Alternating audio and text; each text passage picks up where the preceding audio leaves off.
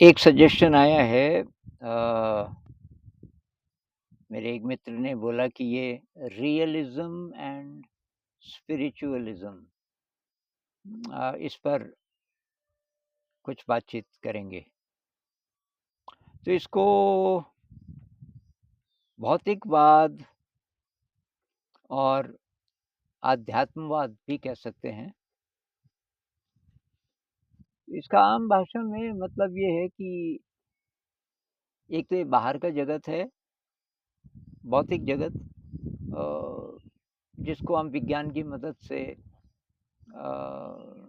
इसकी क्वालिटीज़ पता कर सकते हैं।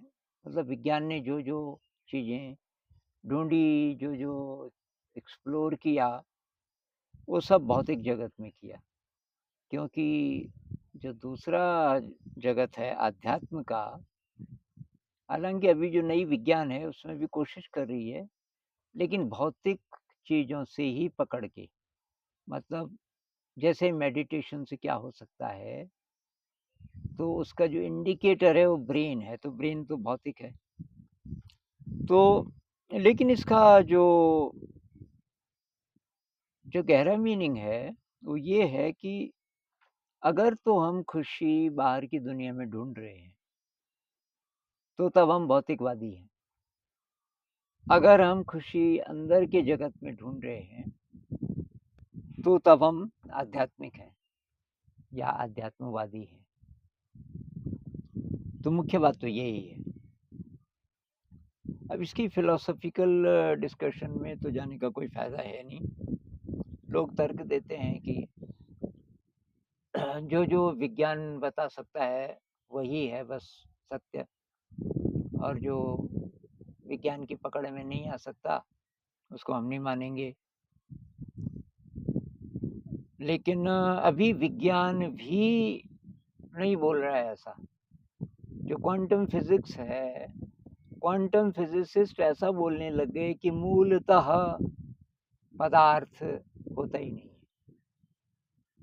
उससे पहले तक बोलते थे ये पूरा ब्रह्मांड पदार्थ से बना है और वही रियलिटी है। अब साइंस बोल रही है कि ये जो कुछ भी है, मूलतः पदार्थ नहीं है। ये फ़ील्ड है एनर्जी का, जैसे इलेक्ट्रोमैग्नेटिक फ़ील्ड कह लो, या अ, किसी प्रकार का मीडियम है, कुछ और। लेकिन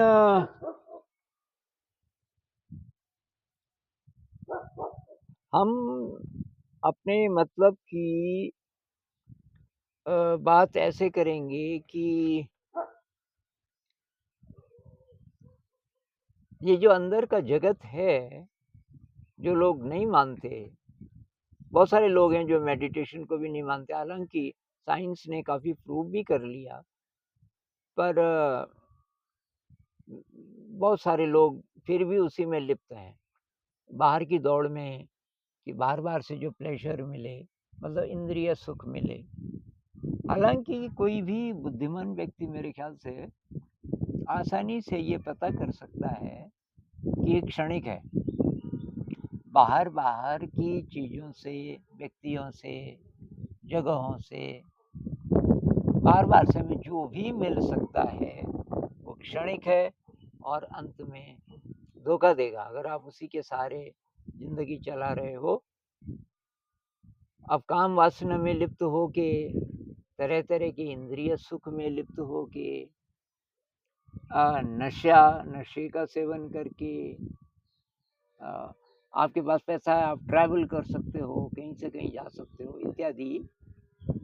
इन सब से प्लेज़र मिल सकता है आपको, और प्लेज़र क्षणिक होता है, और बाद में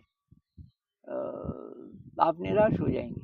जैसे-जैसे ज़िंदगी आगे बढ़ेगी, आपकी बुढ़ापे की तरफ जाओगे, ये जो बाहर का जगत है, ये धोखा देना शुरू कर देगा। इससे फिर खुशी आपको नहीं मिल पाएगी। ये ये आम आदमी भी थोड़ा-सा भी अगर मनन करे, तो उसको ये बात पता चल जाएगी। लेकिन लोग अपने-अपने नशे में रहते हैं, फिर भी बाहर की तरफ ढूँढते हैं। तो तब उनके लिए कुछ सबूत जुटाने पड़ेंगे, ये बताने के लिए कि ये जो अंदर की हमारी शक्ति है, वो बहुत पावरफुल है, बहुत ज़्यादा पावरफुल है। तो एक तो ख़ैर ये इस पे और बात करेंगे। दूसरी बात कि ये जैसे अध्यात्म वाले बहुत सारे लोग कह देते हैं ना कि जगत मिथ्या, ब्रह्म सत्यम, ऐसा कुछ है कि ब्रह्म ही सत्य है और जगत तो मिथ्या है। तो मिथ्या है तो मतलब किसी काम का नहीं है, ये नहीं कह सकते, क्योंकि शरीर भी तो फिर मटेरियल है ना, शरीर भी जगत से आया, मतलब पदार्थ से बना है। शरीर और मन ये दोनों ही भौतिक हैं एक तरह से, और इनके बिना साधना हो नहीं सकती। शरीर और मन ही हमारे पास इंस्ट्रूमेंट हैं जिनकी मदद से हम साधना कर सकते हैं और अंदर की रियलिटी को जान सकते हैं। तो हम इसको इग्नोर नहीं कर सकते, ये दोनों ही जरूरी हैं। तो दोनों ही जरूरी हैं, तो फिर हम विज्ञान की भी उपेक्षा नहीं कर सकते, क्योंकि बाहर की जगत की जरूरत है। वही खाना, कपड़ा इत्यादि इत्यादि चीजें जो चाहिए हमें, तो बाहर की जगत से आती है। अभी हम जो ये इंटरनेट का उपयोग कर रहे हैं, ये फ़ोन का उपयोग कर रहे हैं, तो ये सब विज्ञान की देन है। विज्ञान मतलब भौतिक जगत के नियमों को जान करके विज्ञान ने ये सारी चीज़ें बनाई, जिससे जीवन में कुछ सुविधाएँ हुई, नुकसान भी बहुत सारे हुए। नुकसान बड़े-बड़े, कुछ लोग कहते हैं ज़्यादा नुकसान ही हुआ, तो भी कोई बात नहीं, अभी सीख रहा है विज्ञान। लेकिन बाहर की जगत में विज्ञान की ज़रूरत है और हमें बाहर के जगत की ज़रूरत है। तो हमें मेरे ख़्याल से 2 प्रकार का विज्ञान चाहिए, मटीरियल साइंस जिससे हम परिचित हैं, और स्पिरिचुअल साइंस, ये अंदर के जगत को एक्सप्लोर करने की विद्या, जो कि मेडिटेशन से आती है। तो एक सवाल ये है कि ये जो बाहर का जगत है, क्या ये किसी स्पिरिचुअल एनर्जी का एक्सप्रेशन है? जैसे ये उपनिषद में ब्रह्म बोला गया है कि जो ओरिजिनल जो एनर्जी है, या कॉन्शियसनेस कह लीजिए, कि चेतना मूल तत्व है, और उससे ये सब कुछ बना है। उसका ही एक रूप ये दृश्य जगत है, जो कि लगातार बदलता रहता है, जन्म लेता है, मरता रहता है, सारी चीज़ें बदल रही हैं। ये अंतरिक्ष पूरे के पूरे, ब्रह्मांड पूरे के पूरे जन्म लेते हैं और फिर समाप्त हो जाते हैं। क्या ये कॉन्शियसनेस का एक्सप्रेशन है? ऐसा लगता है कि ऐसा है। वो इसलिए कि कॉन्शियसनेस से ये बदल जाता है। बाहर की रियलिटी को हम बदल सकते हैं। यानी कि कोई रिलेशनशिप इसका है, जो वैज्ञानिकों ने ढूँढ भी लिया है। तो मैं कुछ प्रयोग बताता हूँ जो कि काफ़ी आशाजनक प्रयोग भी हैं। एक तो है लिन मैकटैगर्ट, LYNNEMCTAGGART।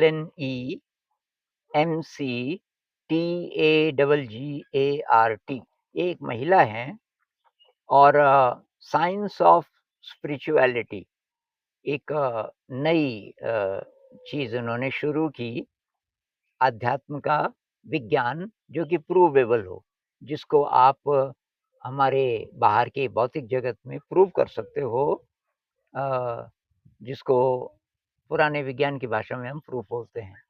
उन्होंने एक कमाल का एक्सपेरिमेंट किया कि करीब 80 देशों से कुछ हज़ार लोग लिए उसने। उन लोगों को तैयार किया कि आपको एक ही समय में एक तरीके का मेडिटेशन करना है।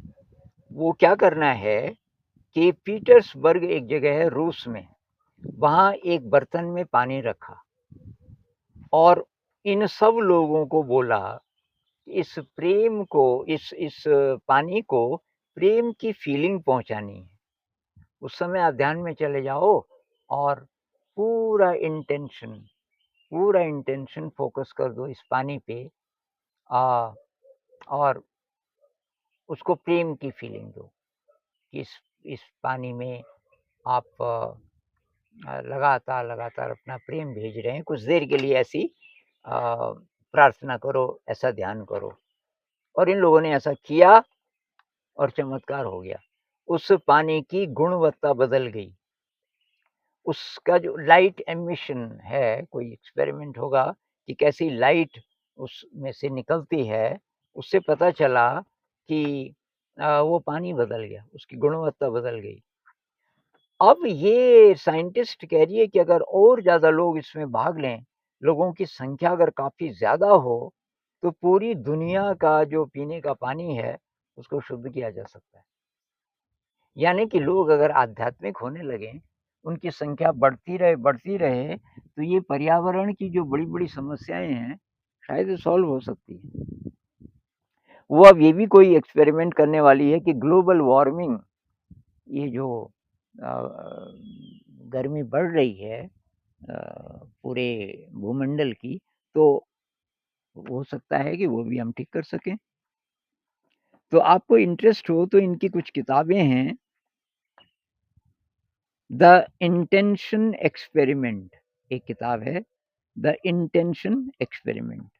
एक और किताब है, what doctors don't tell you, what doctors don't tell you. Doctors क्या आपको ये नहीं बताते कि आप खुद अपनी हीलिंग कर सकते हैं, जिसको प्लेसिबो इफ़ेक्ट बोलते हैं, वो यही है। प्लेसिबो इफ़ेक्ट का मतलब आपके मन में अगर ये बात आ जाए कि मैं अपने आप को ठीक कर सकता हूँ, बहुत ज़्यादा, और आप बार-बार ऐसा इंटेंशन करें, तो आपकी हीलिंग हो जाएगी। एक इन्होंने और किताब लिखी है, द फील्ड, उसका नाम है द फील्ड। आप ये किताबें पढ़ सकते हैं। इस एक्सपेरिमेंट से क्या पता चलता है कि हम पदार्थ की गुणवत्ता को बदल सकते हैं। हम इस बाहर के जगत को बदल सकते हैं अपनी इंटेंशन से। और इसी ने एक और भी प्रयोग किया बीजों के साथ। कुछ बीज रखे और उसके अलग-अलग सैंपल। तो कुछ बीज है जिन पे इंटेंशन फ़ोकस नहीं किया और एक सैंपल ऐसा था जिस पे किया। तो उसने 100 लोग लिए, 3000 मील की दूरी पर बिखरे हुए अलग-अलग देशों से, और कुछ बीज किसी जगह रखे गए। 2007 में ये प्रयोग हुआ और उसका चमत्कारिक ढंग से, मतलब उसका अंकुरण बहुत जल्दी हो गया उन बीजों का, और उसकी ग्रोथ भी बहुत जल्दी-जल्दी हुई। तो ये एक्सपेरिमेंटली कई तरीके से प्रूव हो चुका है। जगदीश चंद्र बोस थे हमारे देश के, जिन्होंने बहुत पहले ये साबित कर दिया था प्रयोगों से कि पौधों में भी इमोशन होता है। पौधों पर हमारे इंटेंशन का फ़र्क पड़ता है।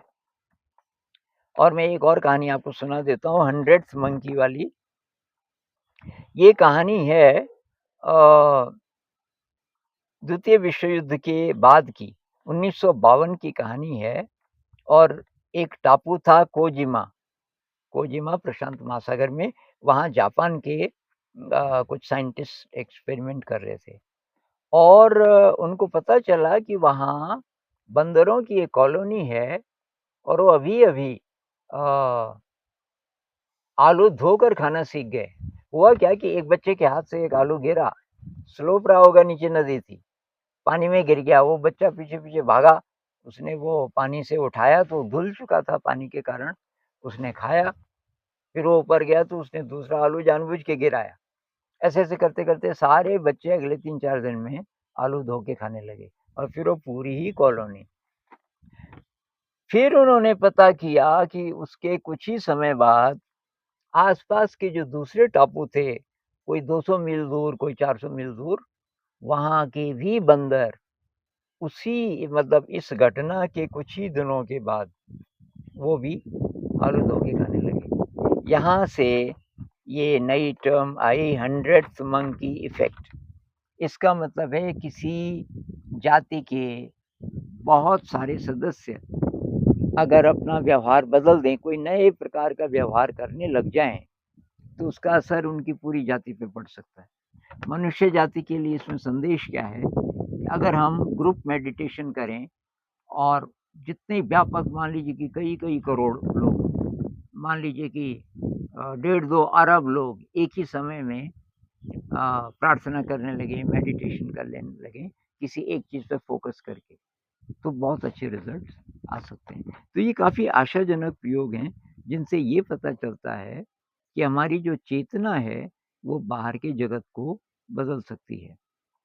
तो कुल मिलाकर के हम ये कह सकते हैं कि जो मटीरियल वर्ल्ड है, उसका पर्पस है, वो मिथ्या है, इल्यूज़न है। ये कहना बेकार है, वो है। लेकिन वो आपको खुशी नहीं दे सकता। ये जो इंद्रिय सुख है, ये क्षणिक प्लेज़र दे सकता है, लेकिन उसका पर्पस है। पर्पस क्या है कि ये शरीर है, ये मन है, ये इस जगत में जी रहा है, इसकी हमें साधना के लिए ज़रूरत है। बाहर की जगत की भी जो प्रकृति ने जो जगत बनाया, हमें उसकी भी ज़रूरत है। हमें समाज की भी ज़रूरत है, अंदर की यात्रा के लिए भी। लेकिन असली चीज़ है, ये सब कुछ शायद इसलिए है कि हम ये अंदर की यात्रा कर सकें, हम अपने हायर सेल्फ के साथ जुड़ सकें। और जब वो होने लगेगा ज़्यादा-ज़्यादा, तो हम इस बाहर की दुनिया को ज़्यादा-ज़्यादा अपने अनुकूल बना पाएँगे।